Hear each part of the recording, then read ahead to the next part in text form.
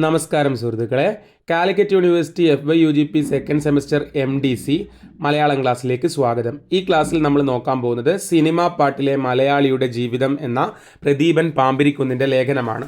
നമുക്ക് സിനിമാ ഗാനം ഒരു മൊഡ്യൂളിൽ തന്നെ പഠിക്കാനുണ്ടല്ലോ, അവിടെ ഈ ലേഖനം കൊടുത്തിട്ടുണ്ട്. സോ സിനിമാ പാട്ടിലെ മലയാളിയുടെ ജീവിതം. 1943 ആൽഫ്രഡ് ഹിച്ച്കോക്ക് ലൈഫ് ബോട്ട് എന്ന പുതിയ സിനിമ സംവിധാനം ചെയ്യുന്ന സമയം. 1943 ആൽഫ്രഡ് ഹിച്ച്കോക്ക് ലൈഫ് ബോട്ട് എന്ന പുതിയ സിനിമ സംവിധാനം ചെയ്യാണ്. 20th സെഞ്ച്വറി ഫോക്സ് സ്റ്റുഡിയോയിൽ വെച്ച്, അത് പ്രശസ്തമായ ഒരു സ്റ്റുഡിയോ ആട്ടോ, അവിടെ വെച്ച് സംഗീത സംവിധായകൻ ഒരു കാര്യം തിരിച്ചറിയുന്നു. മ്യൂസിക് ഡയറക്ടർ എന്ത് കാര്യം മനസ്സിലാക്കുന്നത്? ഈ സിനിമയിൽ സംഗീതം ഉപയോഗിക്കില്ല എന്നാണ് ഹിച്ച്കോക്കിൻ്റെ തീരുമാനം. അപ്പോൾ ആൽഫ്രഡ് ഹിച്ച്കോക്കിൻ്റെ പുതിയ സിനിമയിൽ മ്യൂസിക് ഉപയോഗിക്കുന്നില്ല എന്ന് മ്യൂസിക് ഡയറക്ടർ മനസ്സിലാക്കുകയാണ് ആ സ്റ്റുഡിയോയിൽ വെച്ചിട്ട്. ഉത്കണ്ഠാകുലനായ സംഗീത സംവിധായകൻ എന്തുകൊണ്ടാണ് അത്തരമൊരു മാറ്റമെന്ന് സഹപ്രവർത്തകനോട് ചോദിക്കുന്നു. അദ്ദേഹം മറുപടി പറഞ്ഞത്, ലൈഫ് ബോട്ട്, അതായത് ഈ സിനിമ പൂർണ്ണമായും പുറംകടലിൽ വെച്ച് നടക്കുന്ന കഥയാണ്. അവിടെ എവിടെ നിന്നാണ് സംഗീതം വരിക എന്നാണ് ഹിച്ച്കോക്കിൻ്റെ അഭിപ്രായം. അതുകൊണ്ടാണ് ഈ സിനിമയിൽ മ്യൂസിക്കിന് പ്രാധാന്യമില്ല എന്ന് പറയുന്നത്. അപ്പോൾ സംഗീത സംവിധായകൻ ഇങ്ങനെ പറഞ്ഞു അത്രേ. മ്യൂസിക് ഡയറക്ടർ തിരിച്ചു ചോദിക്കുക, അപ്പോൾ നിങ്ങൾ ഹിച്ച്കോക്കിനോട് ചോദിക്കുക, അവിടെ എവിടെ നിന്നാണ് ക്യാമറ വരിക? അപ്പോൾ ഞാൻ പറയാം സംഗീതം എവിടെ നിന്നാണ് വരികയെന്ന്. മനസ്സിലായോ? ആൽഫ്രഡ് ഹിച്ച്കോക്ക് 1943 ലൈഫ് ബോട്ട് എന്ന് പറയുന്ന സിനിമ എടുക്കുമ്പോൾ പിന്നെ 20th സെഞ്ച്വറി ഫോക്സ് സ്റ്റുഡിയോയിൽ വെച്ച് അതിൻ്റെ മ്യൂസിക് ഡയറക്ടർ മനസ്സിലാക്കുകയാണ് ഈ സിനിമയിൽ മ്യൂസിക്കിന് പ്രാധാന്യം ഇല്ല. അതിൻ്റെ റീസൺ പറയുകയാണ്, എന്ത്, പുറംകടലിൽ വെച്ച് നടക്കുന്ന കഥയാകുമ്പോൾ അതിൽ മ്യൂസിക്കിന് എന്ത് പ്രാധാന്യം? അപ്പോൾ ഈ മ്യൂസിക് ഡയറക്ടർ തിരിച്ചു ചോദിക്കുകയാണ്, പുറംകടലിൽ വെച്ച് നടക്കുന്ന കഥയല്ലേ, അപ്പം പിന്നെ അതിൽ ക്യാമറയ്ക്ക് എന്ത് പ്രാധാന്യം? അവിടെ എങ്ങനെ കൊണ്ടുപോയിട്ട് ക്യാമറ വെക്കും? അപ്പം ശരിക്കും മ്യൂസിക്കിന് സിനിമയിലുള്ള പ്രാധാന്യവും കാര്യങ്ങളൊക്കെ ആണല്ലോ ഈ ലേഖനത്തിൽ പറയുന്നത്. ഓക്കെ, ഹാൻസ് എസ്ലറും അഡോണയും ചേർന്നെഴുതിയ സിനിമയ്ക്ക് വേണ്ടിയുള്ള സംഗീതം എന്ന പുസ്തകത്തിൻ്റെ ആമുഖത്തിൽ ഗ്രഹാം മക്കാൻ എഴുതിയതാണ് നമ്മളിപ്പോൾ ചർച്ച ചെയ്ത സംഭാഷണം. സംഗീതം സിനിമയിൽ ഒരേ സമയം അതിഭാവുകത്വപരവും എന്നാൽ ഒഴിച്ചുകൂടാൻ പറ്റാത്തതുമാണെന്ന യാഥാർത്ഥ്യത്തിലേക്കാണ് ഇത് വിരൽ ചൂടുന്നത്. അല്ലേ? സംഗതി നമുക്ക് ആ ഉള്ള സീനിനെ കുറച്ചുകൂടി മോടി പിടിപ്പിച്ച് നമുക്ക് കാണിച്ചു തരും മ്യൂസിക്കിൽ. പക്ഷേ സംഗീതം സിനിമയെ സംബന്ധിച്ചിടത്തോളം എന്താ പറയുക, ഒഴിവാക്കാൻ പറ്റാത്ത കാര്യം തന്നെയാണ് ഇക്കാലത്ത്. പ്രത്യേകിച്ച് നമ്മളൊരു സിനിമ ഇറങ്ങുമ്പോൾ അതിൻ്റെ ട്രെയിലറിൽ നമ്മൾ സംഗീതം എന്ന് പറയുമ്പം സിനിമാ പാട്ടിലേക്ക് എത്തുന്നതിന് മുമ്പേ അതിൻ്റെ BGM ആയാലും മ്യൂസിക് ഡിപ്പാർട്ട്മെൻറ്റ് ആയാലും ഒക്കെ നമുക്ക് ഭയങ്കര ഇമ്പോർട്ടൻ്റ് ആണ്. ഇനി പാട്ടിലേക്ക് എത്തിക്കഴിഞ്ഞാലും സിനിമ ഇറങ്ങിക്കഴിഞ്ഞ് കഴിഞ്ഞാൽ നമ്മൾ കൂടുതലും ആ പാട്ടാണ് പാടി നടക്കുന്നത്, അതിലെ ഡയലോഗ്സിനേക്കാളും. അപ്പോൾ അത്രത്തോളം ഇമ്പോർട്ടൻ്റ് ആണ് സിനിമയിൽ പാട്ട് എന്ന് പറയുന്നത്. ആദ്യകാല നിശബ്ദ സിനിമകൾ, അപ്പോൾ എങ്ങനെ സിനിമയിൽ പാട്ട് വന്നു, മ്യൂസിക് വന്നു നമുക്ക് നോക്കാം. ആദ്യകാല നിശബ്ദ സിനിമകളിൽ, സൈലന്റ് സിനിമ എന്ന് പറയുമ്പോൾ അതിൽ പാട്ടിന് റോളില്ലല്ലോ, എന്നാൽ ആ നിശബ്ദ സിനിമകളിൽ മ്യൂസിക്കിന് റോളില്ലല്ലോ. എന്നാൽ ഈ നിശബ്ദ സിനിമകളിൽ റീല് തിരിയുന്ന ശബ്ദം, റീൽ അറിയില്ലേ നിങ്ങൾക്ക്? അപ്പോൾ ഈ സിനിമേൻ്റെ റീൽ ഇങ്ങനെ തിരിയുന്ന ശബ്ദം കൊണ്ട് കാണികൾക്ക് അലോസരമുണ്ടാകാതിരിക്കാനാണ് സംഗീതം കൊടുത്തിരുന്നത് എന്നാണ് പാശ്ചാത്യ സിനിമാ സംഗീതത്തിൻ്റെ ചരിത്രം എഴുതിയ ജെയിംസ് വീൽസ് ബിക്കി പറയുന്നത്. ജെയിംസ് വീൽസ് ബിക്കി എന്താ പറയുന്നത്? 2 മാർക്കിനൊക്കെ ചോദിക്കാം. അതായത് ആദ്യകാല സൈലന്റ് മൂവീസിൽ ഈ റീല് തിരിയുന്ന സൗണ്ട് കൊണ്ട് കാണികൾക്ക് ബുദ്ധിമുട്ടുണ്ടാവാതിരിക്കാൻ വേണ്ടിയിട്ടാണ് ബാക്ക്ഗ്രൗണ്ടിൽ നമ്മൾ മ്യൂസിക് കൊടുത്തിരുന്നത് എന്നാണ് പാശ്ചാത്യ സിനിമാ സംഗീതത്തിൻ്റെ ചരിത്രം എഴുതിയ ജെയിംസ് വീൽസ് ബിക്കി പറയുന്നത്. സിനിമയ്ക്ക് മുമ്പേ സംഗീതം നിലനിന്നിരുന്നു എന്നതിനാൽ, തീർച്ചയായിട്ടും സിനിമയ്ക്ക് മുമ്പേ മ്യൂസിക് നിലനിന്നിരുന്നല്ലോ എന്നതിനാൽ സിനിമാ സംഗീതത്തിന് സ്വതന്ത്രമായ നിലനിൽപ്പുണ്ടോ എന്നത് പ്രധാന ചോദ്യമാണ്. അതായത് ഈ സിനിമയ്ക്ക് മുമ്പേ തന്നെ സംഗീതം നിലനിന്നിരുന്നല്ലോ, അപ്പം പിന്നീട് വന്ന സിനിമ, അതിൽ ഈ മുമ്പേ ഉണ്ടായിരുന്ന മ്യൂസിക് മിക്സ് ചെയ്തിട്ടുള്ള സിനിമാ സംഗീതത്തിന് സ്വതന്ത്രമായ ഒരു നിലനിൽപ്പുണ്ടോ എന്നത് പ്രധാനമായ ഒരു ചോദ്യമാണ്. സംഗീതത്തിൻ്റെ സന്ദർഭനിഷ്ഠമായ പ്രയോഗം മാത്രമായി തീരുന്നു സിനിമാ സംഗീതം. അതായത് സിനിമാ സംഗീതം എന്ന് പറഞ്ഞിട്ട് വേറെ തന്നെ ഒരു സ്വതന്ത്രമായിട്ടൊരു ശാഖ പഠിക്കേണ്ട കാര്യമുണ്ടോ? കാരണം സിനിമയ്ക്ക് മുമ്പേ മ്യൂസിക് ഉണ്ടായിരുന്നില്ലേ? അപ്പോൾ സിനിമ വന്നതിന് ശേഷം മ്യൂസിക് അതിൽ ആഡ് ചെയ്യുന്നതെന്ന് വിചാരിച്ചിട്ട് അതൊരു പുതിയ ശാഖയാവുന്നുണ്ടോ? ശരിക്കും ഈ മുമ്പേ ഉണ്ടായിരുന്ന മ്യൂസിക്കിനെ, സംഗീതത്തിനെ സന്ദർഭനിഷ്ഠമായിട്ട് വളരെ അവസരോചിതമായിട്ട് പ്രയോഗിക്കുന്നത് മാത്രമായി തീരുന്നു സിനിമാ സംഗീതം. കാരണം ഒരു സിനിമയിൽ ഇന്നേ സ്ഥലത്ത് ഇന്നേ BGM വേണം, അല്ലെങ്കിൽ ഇന്നേ പാട്ട് വേണം, അതുകൊണ്ട് നമ്മളത് മുമ്പുള്ള ഒരു സാധനം യൂസ് ചെയ്യുന്നതേ ഉള്ളൂ. അല്ലാണ്ട് സിനിമാ സംഗീതം എന്ന് പറഞ്ഞിട്ട് അതൊരു പുതിയ ബ്രാഞ്ചായിട്ട് പഠിക്കേണ്ട ആവശ്യമുണ്ടോ എന്നുള്ളതാണ് ചോദ്യം. അതിനാൽ സിനിമാ സംഗീതം സവിശേഷമായി പഠിക്കേണ്ടതില്ല എന്ന അഭിപ്രായം പ്രബലമാണ്. അങ്ങനെ വന്നത് ഞാനിപ്പോൾ പറഞ്ഞായിരുന്നു തന്നെ. അങ്ങനെ വന്നതുകൊണ്ട് സിനിമാ സംഗീതം പ്രത്യേകമായിട്ട് പഠിക്കേണ്ടതുണ്ടോ എന്നുള്ള ചോദ്യം, പഠിക്കേണ്ടതില്ല എന്ന അഭിപ്രായം പ്രബലമാണ്. ഒരു സന്ദർഭത്തിന് വ്യത്യസ്ത സംഗീതം നൽകുമ്പോൾ വ്യത്യസ്ത ഭാവമുണ്ടാകുന്നു എന്നത് ഒരേ സന്ദർഭത്തിന് വ്യത്യസ്ത ഭാവങ്ങൾ പ്രദാനം ചെയ്യാൻ കഴിയും എന്നതിനെ സൂചിപ്പിക്കുന്നു. ശരിയല്ലേ? അതായത് ഒരു സന്ദർഭത്തിന് നമ്മൾ വ്യത്യസ്ത മ്യൂസിക് നൽകുകയാണെങ്കിൽ വ്യത്യസ്ത ഭാവമുണ്ടാകും. ഇതെനിക്ക് വളരെ രസകരമായിട്ട് ഓർമ്മ വരുന്നത് നമ്മളെ അഴകിയ രാവണൻ സിനിമയിൽ ഒരു പാട്ടിന് വേണ്ടിയിട്ട് മ്യൂസിക് സെറ്റ് ചെയ്യുന്ന സമയത്ത് മറ്റേ ഒരാൾ വന്നിട്ട് തനനന മറ്റേയാൾ ലാലാലല. അപ്പോൾ രണ്ട് മ്യൂസിക് അവിടെ കൊടുത്തു കഴിഞ്ഞാൽ രണ്ട് ഭാവമാണ് ഉണ്ടാക്കുക. അപ്പോൾ ഒരു സന്ദർഭത്തിന് വ്യത്യസ്ത സംഗീതം നൽകുമ്പോൾ വ്യത്യസ്ത ഭാവം ഉണ്ടാകുന്നു എന്നത് ശരിയല്ലേ? വ്യത്യസ്ത ഫീലാണ് നമുക്ക് തരിക. ഒരേ സന്ദർഭത്തിന് വ്യത്യസ്ത ഭാവങ്ങൾ പ്രദാനം ചെയ്യാൻ കഴിയും എന്നതിനെ സൂചിപ്പിക്കുന്നുണ്ട്. അപ്പോൾ ഒരു ഷോട്ടിൽ നമ്മൾ ഒരു വെവ്വേറെ മ്യൂസിക് കൊടുക്കുമ്പോൾ വെവ്വേറെ ഭാവം അത് തരുന്നുണ്ട്. അപ്പോൾ ഒരേ സന്ദർഭത്തിന് തന്നെ വ്യത്യസ്ത ഭാവങ്ങൾ നൽകാൻ കഴിയും എന്നതിനെയാണ് അത് സൂചിപ്പിക്കുന്നത്.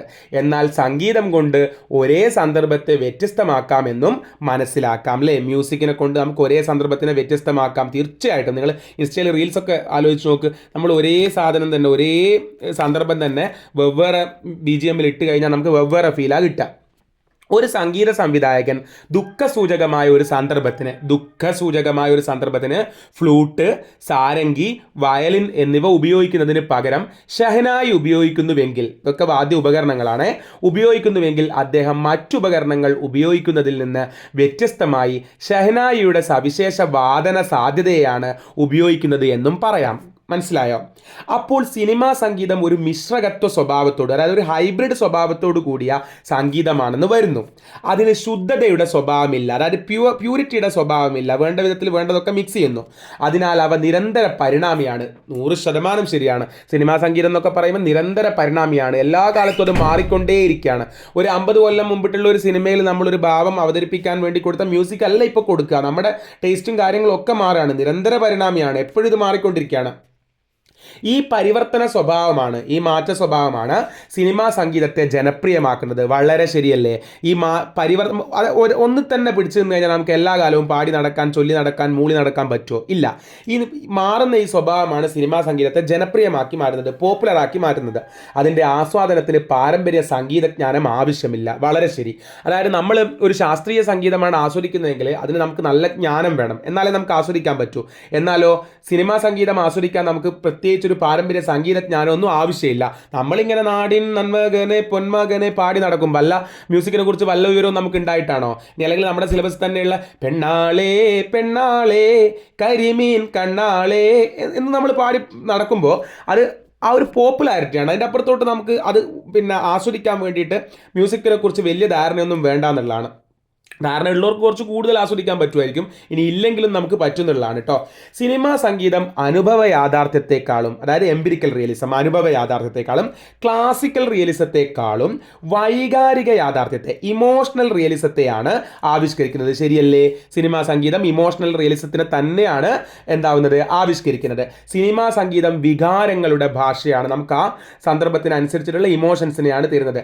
മലയാള സിനിമയിൽ ഉൾപ്പെടെ ഇന്ത്യൻ സിനിമകളിലെല്ലാം പലപ്പോഴും സംഭാഷണങ്ങൾ തന്നെ ഗാനങ്ങളായിട്ട് വരാറുണ്ട്. പറയുന്നതിനേക്കാൾ കൂടുതൽ വികാരപരമായ ആവിഷ്കരണമാണ് പാട്ടായി നാം കേൾക്കുന്നത് അല്ലേ? സംഭാഷണം തന്നെ ഗാനങ്ങളായിട്ട്, അതായത് മലയാള സിനിമയിൽ ഉൾപ്പെടെ ഇന്ത്യൻ സിനിമകളിലെല്ലാം പലപ്പോഴും സംഭാഷണങ്ങൾ തന്നെ ഗാനങ്ങളാവാറുണ്ട്. ഞാനൊരു രാജാവായാൽ നിന്നെ റാണിയാക്കാം പെണ്ണെ, കൊച്ചു രാജകുമാരനും രാജകുമാരിയും തോളിലേറിത്തുള്ളണം എന്നൊക്കെ പറയുമ്പോൾ വർത്താനാണ്. അപ്പോൾ മനസ്സിലായോ? ഇന്ത്യൻ സിനിമകളിലെല്ലാം പലപ്പോഴും സംഭാഷണങ്ങൾ തന്നെ ഗാനങ്ങളാണ്. പറയുന്നതിനേക്കാൾ കൂടുതൽ വികാരപരമായ ആവിഷ്കരണമാണ് പാട്ടായി നാം കേൾക്കുന്നത് അല്ലേ? അതായത് പറയുന്നതിനേക്കാൾ അധികം, സംഭാഷണം പറയുന്നതിനേക്കാളും അധികം അതിൻ്റെ വികാരപരമായ ആവിഷ്കരണമാണ് പാട്ടായി നാം കേൾക്കുന്നത്. പേരില്ല രാജ്യത്തെ രാജകുമാര, അതിരില്ല രാജ്യത്തെ രാജകുമാരി, ഇത് അങ്ങോട്ടും ഇങ്ങോട്ടും പറയാണ്. മനസ്സിലായോ? സംഗീത സംവിധായകനായ Anil Biswas to give emotion in a better way എന്നാണ് ഗാനത്തെക്കുറിച്ച് പറഞ്ഞത്. നോട്ട് ചെയ്ത് വെച്ചോട്ടോ. Anil Biswas to give emotion in a better way എന്നതാണ് ഗാനത്തെക്കുറിച്ച് പറഞ്ഞത്. പാട്ടെന്ന് പറഞ്ഞു കഴിഞ്ഞാൽ ഇമോഷൻ കുറച്ചുകൂടി നല്ല രീതിയിൽ കൊടുക്കുക എന്നുള്ളതാണ്. അപ്പോൾ സിനിമാ സംഗീതം ഇമോഷൻസുമായിട്ട് റിലേറ്റഡ് ആണ് എന്നുള്ളതാണ്. സംഭാഷണവും ഗാനവും തമ്മിലുള്ള അകലം, സംഭാഷണം വർത്താനല്ലേ, ഗാനം എന്ന് പറയുമ്പോൾ പറയുമ്പോൾ അതിനൊരു താളുണ്ട് അല്ലേ. സംഭാഷണവും ഗാനവും തമ്മിലുള്ള അകലം ഇന്ത്യൻ സിനിമയിൽ കുറവാണ്. മീൻസ് സംഭാഷണം തന്നെ പാട്ടായിട്ട് വരുന്നു. ഓക്കെ, ഒരു റിയലിസ്റ്റിക് സംഭാഷണ രംഗത്തു നിന്ന് തീർത്തും സാങ്കല്പികമായ ഗാനത്തിലേക്ക് പോകാൻ ഇന്ത്യൻ സിനിമയിൽ അസ്വാഭാവികതയൊന്നുമില്ല. എന്നാൽ പാശ്ചാത്യ സിനിമകളിൽ ഇത് തീർത്തും അസ്വാഭാവികം. ഹോളിവുഡ് സിനിമയിലെ പ്രധാന ആഖ്യാന സ്വഭാവം കഥയുടെ ആഖ്യാന പൂർത്തീകരണമാണ്. ഹോളിവുഡ് സിനിമയിലും പ്രധാന ആഖ്യാന സ്വഭാവം എന്താണ്? കഥയുടെ ആഖ്യാന പൂർത്തീകരണമാണ്. എന്നാൽ ഇന്ത്യൻ സിനിമയിലോ കഥ താരതമ്യേന അപ്രസക്തവും കഥയ്ക്ക് വലിയ റോളൊന്നുമില്ല. നൃത്തം, പാട്ട്, ഫൈറ്റ്, കോമഡി താരങ്ങൾ, സംഭാഷണങ്ങൾ ഇവയെല്ലാം പ്രാധാന്യം നേടുകയും ചെയ്യുന്നു. പറഞ്ഞ് മനസ്സിലായോ? നമ്മൾ പാശ്ചാത്യ സിനിമ ഹോളിവുഡ് സിനിമകളിലൊക്കെ നോക്കിക്കഴിഞ്ഞാൽ കഥ പറഞ്ഞു തീർക്കുക എന്നുള്ളതാണ്. അവിടെ നമ്മൾ കണ്ട് രസിച്ച ഹോളിവുഡ് സിനിമകളിൽ എണ്ണി നോക്കിക്കഴിഞ്ഞാൽ എത്ര പാട്ടും ഡാൻസും ഉണ്ട്. നിങ്ങൾ ആലോചിച്ച് നോക്ക്, അവിടെ കഥ പറയുക എന്നുള്ളതാണ്. എന്നാൽ ഇന്ത്യൻ സിനിമയിലോ കഥ താരതമ്യേന അപ്രസക്തം, കഥയ്ക്ക് വലിയ റോളൊന്നുമില്ല. പക്ഷേ നൃത്തവും പാട്ടും ഫൈറ്റും കോമഡി താരങ്ങളും കോമഡി കാര്യങ്ങളും സംഭാഷണങ്ങളും ഒക്കെയാണ് ഇവിടെ കൂടുതൽ പ്രാധാന്യം നേടുന്നത്. അതുകൊണ്ടല്ലോ മലയാള സിനിമയിൽ നമ്മളിപ്പോൾ ഏത് സിനിമ എടുത്ത് നോക്കിക്കഴിഞ്ഞാൽ 5-6 പാട്ടുകൾ വരുന്നില്ലേ അതിലെ. അപ്പോൾ അത് എന്താണ്? പാട്ടിന് കൂടുതൽ പ്രാധാന്യം കൊടുക്കുന്നുണ്ട് എന്നുള്ളതാണ്. നിശ്ചിതമായ ജനപ്രിയ ഘടകങ്ങൾ കൊണ്ടാണ്, അഥവാ ഫോർമുല കൊണ്ടാണ് ഇന്ത്യൻ ജനപ്രിയ സിനിമകൾ നിർമ്മിക്കപ്പെടുന്നത്. നോക്കൂ, പൂർവ്വനിശ്ചിതമായ, മുമ്പേ നിശ്ചയിക്കപ്പെട്ട ജനപ്രിയ ഘടകങ്ങൾ കൊണ്ടാണ്, അഥവാ ഫോർമുല കൊണ്ടാണ് ഇന്ത്യൻ ജനപ്രിയ സിനിമകൾ നിർമ്മിക്കപ്പെടുന്നത്. നമ്മുടെ ഇന്ത്യയിലുള്ള പോപ്പുലർ സിനിമകൾ മുമ്പേ നിശ്ചയിച്ചു വെച്ചിരിക്കുന്ന പല ഘടകങ്ങളും വെച്ചിട്ടാണെന്ന് പറഞ്ഞു കഴിഞ്ഞാൽ ഒരു സിനിമ എടുക്കുന്ന ആൾക്കറിയാം, ഒരു കൊമേഴ്ഷ്യൽ സിനിമ എടുക്കുന്ന ആൾക്കറിയാം, അതെ തിയേറ്ററിൽ നമ്മുടെ പ്രേക്ഷകർ ഈ ഫൈറ്റ് കണ്ടാൽ സിനിമ കാണും, ഈ ഡാൻസ് കണ്ടാൽ സിനിമ കാണും, ഈ പാട്ട് കേട്ടാൽ സിനിമ കാണും. അങ്ങനെയുള്ള മുമ്പേ നിശ്ചയിക്കപ്പെട്ട ഘടകങ്ങൾ, പൂർവ്വനിശ്ചിതമായ ജനപ്രിയ ഘടകങ്ങൾ, നമുക്ക് ഈ പാട്ടും ഫൈറ്റും കോമഡി ഒക്കെ ആണല്ലോ ജനപ്രിയ ഘടകങ്ങൾ കൊണ്ടാണ്, അഥവാ ഫോർമുല കൊണ്ടാണ് ഇന്ത്യൻ ജനപ്രിയ സിനിമകൾ നിർമ്മിക്കപ്പെടുന്നത്. ഇന്ത്യയിലെ ആദ്യകാല സിനിമകളിൽ എണ്ണമറ്റ ഗാനങ്ങൾ ഉണ്ടായതിന് കാരണം ഇന്ത്യൻ സമൂഹത്തിൻ്റെ ഈ ഗാന കേന്ദ്രത്വം കൊണ്ടാണ്. ഇന്ത്യയിൽ ആദ്യകാലത്ത് ഉണ്ടായ സിനിമകളിൽ എണ്ണിയാത്തീരാത്തത്ര ഗാനങ്ങൾ ഉണ്ടായിരുന്നു. റീസൺ എന്താണെന്ന് വെച്ച് കഴിഞ്ഞാൽ ഇവർ സിനിമ കാണാൻ പോകുന്നത് പലപ്പോഴും ആ കഥ ഉൾക്കൊള്ളുന്നതിനേക്കാളും മ്യൂസിക്കിൽ ലയിച്ച് രസിച്ച് പോരാൻ വേണ്ടിയിട്ടാണ്. നമ്മുടെ ആ ഒരു ഇന്ത്യൻ സമൂഹത്തിൻ്റെ ആ ഒരു ഗാനകേന്ദ്രിതത്വം, അത് ഗാനത്തോടുള്ള താല്പര്യം, അതുകൊണ്ടാണ് അത്രയും സിനിമ വന്നത്.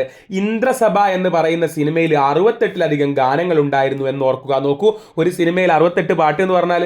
സിനിമയുണ്ടായതിൽ പിന്നെ ഇന്ത്യൻ സംസ്കാരത്തിൻ്റെ തന്നെ മജ്ജയും മാംസവുമായി നിലനിൽക്കുകയാണ് സിനിമാ സംഗീതം. സിനിമയുണ്ടായതിൽ പിന്നെ ഇന്ത്യൻ സംസ്കാരത്തിൻ്റെ തന്നെ മജ്ജയും മാംസവുമായി നിലനിൽക്കുകയാണ് സിനിമാ സംഗീതം. അതിൻ്റെ ജീവനാഡിയാണ് ഗാനങ്ങൾ. സിനിമാ സംഗീതം എന്ന് പറയുമ്പോൾ അത് ഫുള്ളി സിനിമ പാട്ട് മാത്രമല്ലല്ലോ അല്ലേ. സംഗീതം എന്ന് പറയുമ്പോൾ BGM കാര്യങ്ങളും ഒക്കെ ഉണ്ടല്ലോ, മ്യൂസിക്സ് ഉണ്ടല്ലോ. അപ്പം ഈ സിനിമാ സംഗീതത്തിൻ്റെ ജീവനാഡിയാണ് ഗാനങ്ങൾ എന്ന് പറയുന്നത്.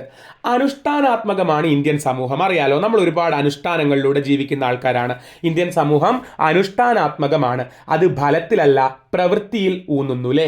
റിസൾട്ടിനേക്കാളും ഈ അനുഷ്ഠാനാത്മകം എന്ന് പറയുമ്പോൾ നമ്മൾ റിച്വൽസിൽ നമുക്ക് ഒരുപാട് റിച്വൽസ് ഇല്ലേ, നമ്മൾ ഒരുപാട് രീതിയിൽ അനുഷ്ഠാനങ്ങളിലൂടെയാണ് കടന്നു പോകുന്നത്.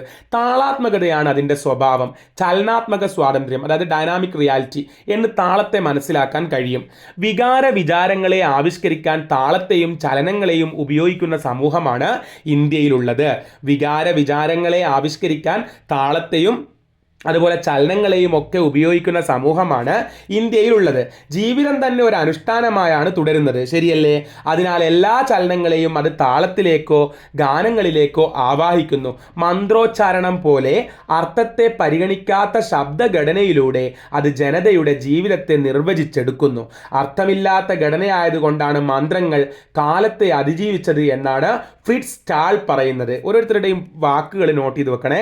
അർത്ഥമില്ലാത്ത ഘടനയായതുകൊണ്ടാണ് മന്ത്രങ്ങൾ കാലത്തെ അതിജീവിച്ചത്, എല്ലാ കാലത്തും നിലനിന്നത് എന്നൊക്കെയാണ് ആര് പറയുന്നത്? ഫ്രിറ്റ്സ് സ്റ്റാൾ പറയുന്നത്.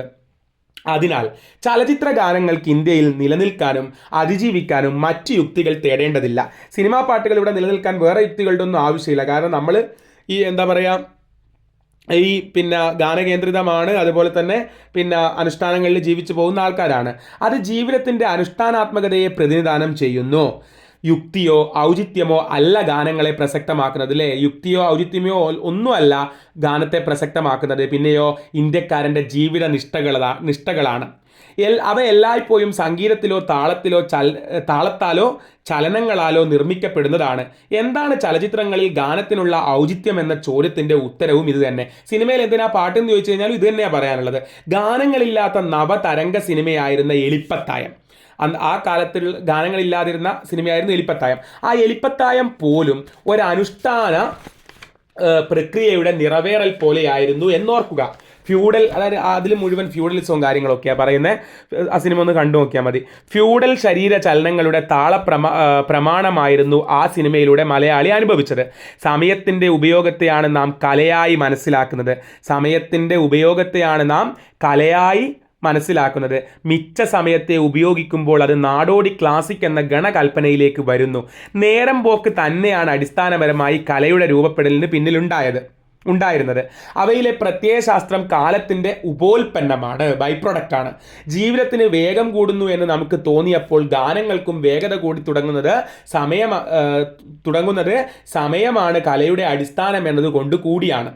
ഗാനങ്ങൾ ചലച്ചിത്രത്തിനകത്ത് മാത്രമല്ല പുറത്തും നിലനിൽക്കാൻ ശേഷിയുള്ളതാണെന്നതാണ് അവയെ സംസ്കാര പഠനത്തിൻ്റെ പരിധിയിലേക്ക് കൊണ്ടുവരുന്ന പ്രധാന ഘടകം. നമ്മളൊരു സിനിമാ പാട്ട് എന്ന് പറയുമ്പം ആ സിനിമ കാണുമ്പോൾ മാത്രം കേൾക്കുന്ന ഒരു കാര്യമാണോ? അല്ല. ആ സിനിമയിൽ നിന്ന് ആ പാട്ടിനെ ഇങ്ങ് ചീന്തിയെടുത്ത് അതിനൊരു സ്വതന്ത്ര അസ്തിത്വമുള്ള ഒരു സാധനമാക്കി മാറ്റി നമ്മൾ ഇടയ്ക്കിടയ്ക്ക് കേൾക്കാറില്ലേ? അതാ പറഞ്ഞത്, ഗാനങ്ങൾ ചലച്ചിത്രത്തിൻ്റെ അകത്ത് മാത്രമല്ല പുറത്തും നിലനിൽക്കും. ഒറ്റയ്ക്കും നമുക്ക് ഒരുപാട് പാട്ടുകൾ അറിയാം, ഒരുപാട് പാട്ടുകൾ നമ്മൾ മൈൻഡ് റിലാക്സ് ചെയ്യാനൊക്കെ കേൾക്കുന്നുണ്ട്, ഡാൻസ് ചെയ്യാനൊക്കെ കേൾക്കുന്നുണ്ട്. അപ്പോൾ അത് ആ സിനിമ മുഴുവൻ കണ്ടുകൊണ്ടിരിക്കുമ്പോൾ മാത്രമാണോ? അല്ല. അപ്പോൾ ആ പാട്ടിനെ മാത്രം നമ്മൾ ആശ്രയിക്കുന്നുണ്ട്. ഗാനങ്ങൾ ചലച്ചിത്രത്തിനകത്ത് മാത്രമല്ല പുറത്തും നിലനിൽക്കാൻ ശേഷിയുള്ളതാണെന്നതാണ് അവയെ സംസ്കാര പഠനത്തിൻ്റെ പരിധിയിലേക്ക് കൊണ്ടുവരുന്ന പ്രധാന ഘടകം. ഗാനങ്ങളിലെ സാഹിത്യവും സംഗീതവും ചലച്ചിത്രത്തിൻ്റെ അല്ല പൊതുബോധത്തിൻ്റെ സൃഷ്ടിയാണ്. ഗാനരചയിതാവും സംഗീതജ്ഞനും ഗാനസൃഷ്ടിക്കായി ഇരിക്കുമ്പോൾ ജനപ്രിയ സംസ്കാരത്തിൻ്റെ സ്വീകാര്യതയിലേക്കാണ് അവർ കണ്ണും കാതും തുറന്നിരിക്കുന്നത്, അല്ലേ? അതെ, ജനപ്രിയതയിലേക്കാണ്. എന്ന് വെച്ചാൽ പാട്ടിറക്കുമ്പം ഹിറ്റാവണം എന്നാണ് അവർ ആഗ്രഹിക്കുന്നത്. ഒരർത്ഥത്തിൽ ചലച്ചിത്ര ഗാനങ്ങൾ മെറ്റാ നെറേറ്റീവാണ്. അത് എന്ന് വെച്ചാൽ അത് മുഖ്യ ആഖ്യാനത്തിന് തിരശ്ചീനമായല്ല, ഹൊറിസോണ്ടൽ ആയിട്ടല്ല, പിന്നെയോ ലംബമായിട്ട് വെർട്ടിക്കലാണ് സഞ്ചരിക്കുന്നത്. എന്ന് വെച്ചാൽ നമുക്ക് ഈ സിനിമ പരാജയപ്പെട്ടാലും ഇറങ്ങിയില്ലെങ്കിലും ഗാനങ്ങൾ പ്രസക്തമാവുന്നു. അതാ പറഞ്ഞത്, ആ സിനിമ ഒരു സൈഡിൽ കൂടി സഞ്ചരിക്കുമ്പോൾ അതിലെ ഗാനങ്ങൾ പിന്നെ അതിന് ലംബമായിട്ട് ഇങ്ങനെ ഒരു സൈഡിൽ കൂടി സഞ്ചരിക്കുന്നുണ്ട്. അതിനെയും നമുക്ക് വേറെ തന്നെ എടുത്തിട്ട് ഉപയോഗിക്കാൻ പറ്റുന്നതാണ്, കേൾക്കുന്നതാണ്. സിനിമ റിലീസായിട്ടില്ലെങ്കിലും പൊട്ടിപ്പോയാലൊക്കെ നമുക്ക് പാട്ട് നമ്മുടെ മനസ്സിൽ നിൽക്കുന്നുണ്ട്. നീലക്കടമ്പ് എന്ന സിനിമ ഇറങ്ങിയില്ല, പക്ഷേ നീലക്കുറിഞ്ഞികൾ പൂക്കുന്ന വേളയിൽ, കുടജാദ്രിയിൽ തുടങ്ങിയ ഗാനങ്ങൾ മലയാളിയുടെ ഇഷ്ടഗാനങ്ങളായി. അതാണ്. അപ്പം അതുകൊണ്ടല്ല സിനിമ ഇറങ്ങിയിട്ടില്ല, പക്ഷെ അതിലെ പാട്ട് ഹിറ്റായി എന്ന് പറഞ്ഞു കഴിഞ്ഞാൽ എന്താ അതിൻ്റെ അർത്ഥം? അപ്പം സിനിമയ്ക്ക് പുറത്തേക്ക് നമ്മൾ ആ സിനിമ പാട്ടിനെ വലിച്ചിട്ടിട്ട് നമുക്ക് ആസ്വദിക്കാൻ പറ്റുന്നുണ്ട് എന്നുള്ളതാണ്. ഇങ്ങനെ എത്രയോ ഗാനങ്ങൾ ഇന്ത്യൻ സിനിമയിലുണ്ട്. ആദ്യകാല മലയാള ഗാനങ്ങളിൽ സാഹിത്യമല്ല ഈണങ്ങളായിരുന്നു പ്രധാനം. അതുകൊണ്ടാണ് അവ ഈണങ്ങൾ കടമെടുത്തത്. കേരളത്തിൽ സംഗീതമുണ്ട് എന്ന് കർണാട്ടിക് സംഗീതം പഠിച്ച സംഗീതജ്ഞർ അറിഞ്ഞിരുന്നില്ല. കാരണം 1928 സിനിമ ആരംഭിക്കുമ്പോഴും, നമുക്കിവിടെ മലയാള സിനിമ വിഗതകുമാരൻ, അല്ലേ? 1928. 1938 ശബ്ദസിനിമ, വിഗതകുമാരന് സൗണ്ടില്ല, ശബ്ദസിനിമ 38 ബാലൻ വരുമ്പോഴും 1948 പിന്നണി ഗാനം നടപ്പിലാകുമ്പോഴും കേരളം യാഥാർത്ഥ്യമായിരുന്നില്ല. മനസ്സിലായോ പറയുന്നത്?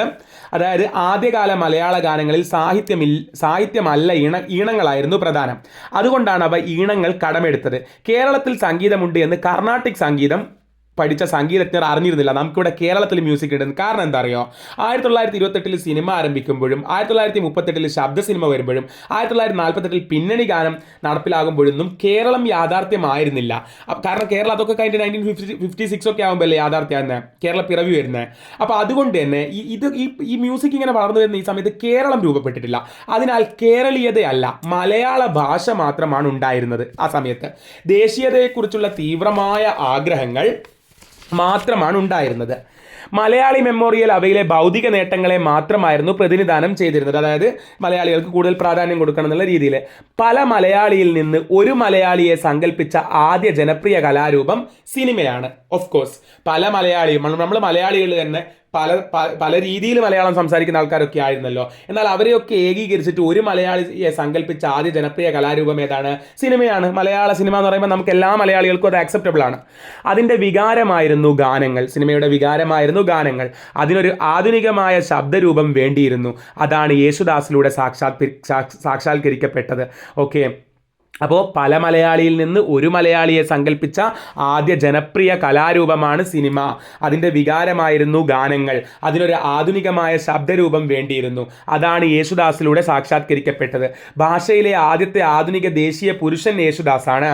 ആ ശബ്ദത്തിലൂടെ പാടാൻ എല്ലാ നായകന്മാരും കൊതിച്ചുകൊണ്ടിരിക്കുന്നത് ഇക്കാരണത്താലാണ്. സംഗീതബോധവും ആലാപനശേഷിയുമുള്ള എത്രയോ ഗായകന്മാരുണ്ടായിരുന്നിട്ടും അവർക്ക് ഈ സ്ഥാനം നേടാൻ കഴിയാതിരുന്നത് യേശുദാസിലെ ചരിത്രപരമായ ശബ്ദശേഷി കൊണ്ടാണ് എന്നർത്ഥം. ആധുനിക മലയാളത്തിൻ്റെ അന്തർഗതങ്ങളാണ് യേശുദാസ് പാടിയത്. ആധുനിക പൂർവ്വ മലയാളികളുടെ സംഗീതം അങ്ങനെ ദേശീയമല്ലാതായി. തോറ്റം പാട്ടുകൾക്കൊരു സംഗീതമുണ്ട്. ഒരുപക്ഷെ ആദിമ വംശങ്ങളുടെ ജനകീയ സംഗീതമാണ് തോറ്റം പാട്ടുകൾക്കുള്ളത് ഇവിടെ നാട്ടിലുള്ളതിന്. തുറന്നു പാടുന്ന, സംഘമായി പാടുന്ന സംഗീതം പുള്ളുവൻ പാട്ടിലും മറ്റനവധി അനുഷ്ഠാനേതര നാടോടി സംഗീതത്തിലുമുള്ള സംഗീത വഴികളെ ചലച്ചിത്ര സംഗീതം നമുക്ക് അപ്രിയമാക്കി. എന്ന് വെച്ചാൽ ഇവിടെ ചലച്ചിത്ര സംഗീതം വരുന്നതിന് എത്രയോ കാലം മുമ്പ് തന്നെ ഈ പുള്ളുവൻ പാട്ടും തോറ്റം പാട്ടും ഒക്കെ നമ്മുടെ നാട്ടിലുണ്ട്. പക്ഷേ ചലച്ചിത്ര സംഗീതം വന്നിട്ട് നമുക്കത് ജനപ്രിയമായ നമുക്ക് പ്രിയമായപ്പോഴത്തേക്ക് എന്തായി, ഈ നാട്ടിലുണ്ടായിരുന്ന മറ്റു പാട്ടുകളൊക്കെ നമുക്ക് അപ്രിയമായി എന്നുള്ളതാണ്. ചലച്ചിത്ര ഗാനം വ്യക്തിഗതവും സാമൂഹ്യവുമായ അടിവേരുകളെ പിഴുതുമാറ്റി അവയെ വിപണി സംഗീതവുമായി ബന്ധിപ്പിച്ചു, മാർക്കറ്റ് ചെയ്തു. മലയാള പിന്നണി ചലച്ചിത്ര ഗാനം പ്രധാനമായും രണ്ട് വഴികളിൽ സഞ്ചരിച്ചു. ഇന്ത്യൻ വരമൊഴി സാഹിത്യത്തിൻ്റെ അലങ്കാരങ്ങളിലൂടെയും ഘടനയിലൂടെയുമാണ്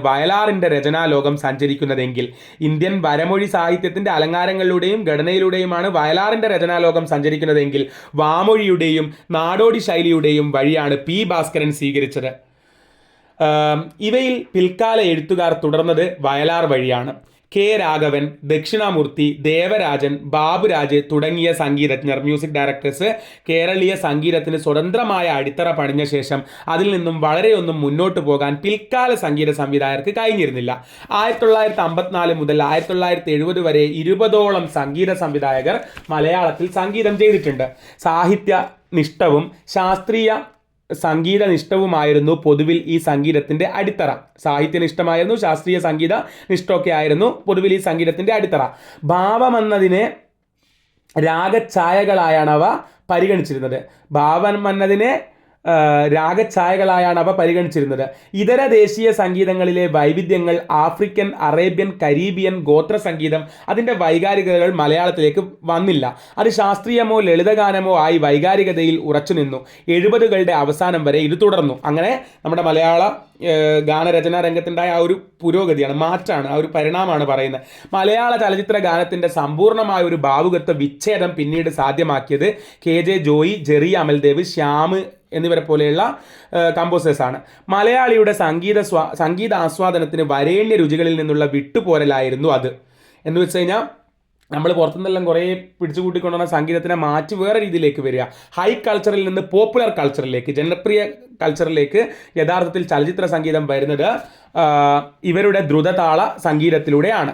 ഇലക്ട്രോണിക് സംഗീതത്തിൻ്റെ സാധ്യതകളും വരികളെ അപ്രസക്തമാക്കുന്ന ഭാവസംഗീതവും. അപ്പോൾ ഇലക്ട്രോണിക് സംഗീതത്തിൻ്റെ സാധ്യതകൾ, വരികളെ അപ്രസക്തമാക്കുന്ന സംഗീതം, അതായത് അതിൽ വരികൾക്കല്ല പ്രാധാന്യം, ഈ മ്യൂസിക്കിനാണ്.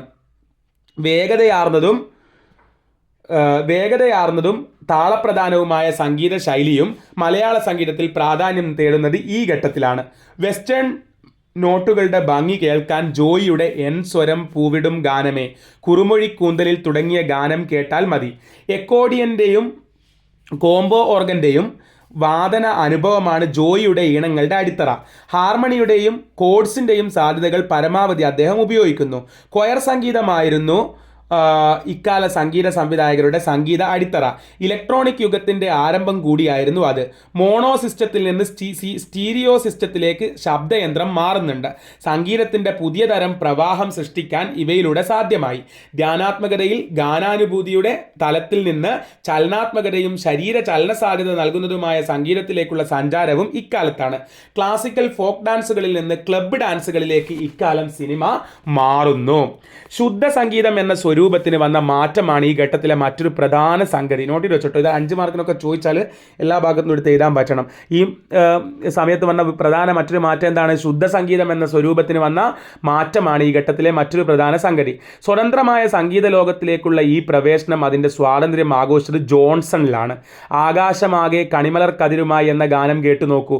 രാഗങ്ങളെയോ സാഹിത്യത്തെയോ അവർ അമിതമായി ആശ്രയിച്ചില്ല. അവർ ഫീലിൽ മാത്രം ശ്രദ്ധിച്ചു. ആ ചേഞ്ച് വന്നു കണ്ടോ? അവർ ഫീലിൽ മാത്രം ശ്രദ്ധിച്ചു. പാട്ടുകൾ ഡാൻസുകളായി മാറുന്നത് global കാലത്തിലാണ്.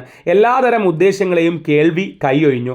Dancing is not the purpose of music but a way of adopting its lack of purpose. നൃത്തം സംഗീതത്തിൻ്റെ ലക്ഷ്യമല്ല, അതിൻ്റെ ലക്ഷ്യമില്ലായ്മ സ്വീകരിക്കുന്നതിനുള്ള ഒരു മാർഗമാണ് എന്നും സംഗീതത്തിൻ്റെ സൗന്ദര്യശാസ്ത്രം എന്ന പുസ്തകത്തിൽ റോജർ സ്കട്ടൺ പറയുന്നു. പ്രാദേശിക ആസ്വാദന സ്വഭാവത്തിന് പകരം ഗ്ലോബലായ ആസ്വാദനം മലയാളി ശീലിച്ചു തുടങ്ങി എന്നതാണ് ഈ ഘട്ടത്തിൻ്റെ പ്രാധാന്യം. ചലച്ചിത്ര സംഗീതം ജനപ്രിയമായി നിൽക്കുമ്പോഴും അഡോണോ സൂചിപ്പിച്ച പ്രതിലോമ സ്വഭാവം ജനപ്രിയതയെ ചൂഴ്ന്നു നിൽക്കുന്നുവെന്ന വസ്തുത പ്രധാനമാണ്. സിനിമാ സംഗീതത്തിൻ്റെ വ്യാപനത്തോടെ സിനിമാ സംഗീതം കുറേയും കൂടി എല്ലായിടെയും എത്തിയപ്പോഴത്തേക്ക് പ്രാദേശികമായ തനത് സംഗീതത്തിൻ്റെ സ്വാഭാവികമായ വളർച്ച അസ്തമിക്കുകയും, നമുക്ക് ഓരോ നാട്ടിലുണ്ടായിരുന്ന തനത് മ്യൂസിക്, നമ്മുടേതായ മ്യൂസിക് ഉണ്ടായിരുന്നില്ലേ, അതിൻ്റെ വളർച്ച അസ്തമിക്കുകയും അത്തരം ജനത സംഗീതത്തിൻ്റെ കേൾവിക്കാർ മാത്രമായി തീരുകയും ചെയ്യുന്നു. അതായത് സിനിമാ സംഗീതത്തിലേക്ക് കൂടുതൽ ആൾക്കാരും കേൾക്കാൻ ചെന്നപ്പോഴത്തേക്ക്, അല്ലെങ്കിൽ നമ്മുടെ പോപ്പുലർ മ്യൂസിക് സിനിമ മ്യൂസിക് ആയപ്പോൾ ഈ പുള്ളുവൻ പാട്ടും തോറ്റം പാട്ടൊക്കെ പാടുന്ന ആൾക്കാരെ സംബന്ധിച്ചിടത്തോളം അതുപോലെയുള്ള സംഗീതത്തിൻ്റെ സ്വാഭാവികമായ വളർച്ച അസ്തമിക്കുകയും അത് പാടിക്കൊണ്ടിരുന്ന ജനത സംഗീതത്തിൻ്റെ കേൾവിക്കാർ മാത്രമായി തീരുകയും ചെയ്യുന്ന ഒരു അവസ്ഥയാണ് ഉണ്ടായത്. ഇതാണ് സിനിമാ പാട്ടിലെ മലയാളിയുടെ ജീവിതം എന്ന് പറയുന്ന ലേഖനം പ്രദീപൻ പാമ്പിരിക്കുന്നിൻ്റെ. എനിക്കറിയില്ല ഞാൻ എത്രത്തോളം വിശദീകരിച്ച് പറഞ്ഞു തന്നിട്ടുണ്ട് എന്നുള്ളത്. ഇത് ഈ എക്സാം നമ്മുടെ കറക്റ്റ് മുമ്പിലുള്ളത് കൊണ്ടാണ് ഞാൻ പിന്നെ അധികം സമയമെടുത്ത് പറയാതെ. ഇത് ലേഖനം മുഴുവൻ നമ്മൾ വായിച്ചെടുക്കുന്നതുകൊണ്ടാണ് ഈ 25-26 മിനിറ്റ് ആയത്. പക്ഷേ ഇത് ഒന്നുകൂടി വിശദീകരിച്ച് പറയുകയാണെങ്കിൽ നമുക്കിതിലൊക്കെ കൂടുതൽ സമയം വേണ്ടി വരും. പക്ഷെ അതിനുള്ളൊരു സമയമില്ല, പരീക്ഷയല്ലേ മുമ്പിൽ. അതുകൊണ്ടാണ് മാക്സിമം എല്ലാ ചാപ്റ്ററും കിട്ടുക എന്നുള്ള രീതിയിൽ വേഗം എടുത്തു പോകുന്നത് കേട്ടോ. അപ്പോൾ അടുത്ത ക്ലാസ്സിൽ നമുക്ക് ബാക്കിയായിട്ട് കാണാം. അടുത്ത ടോപ്പിക്കുമായിട്ട് കാണാം. താങ്ക്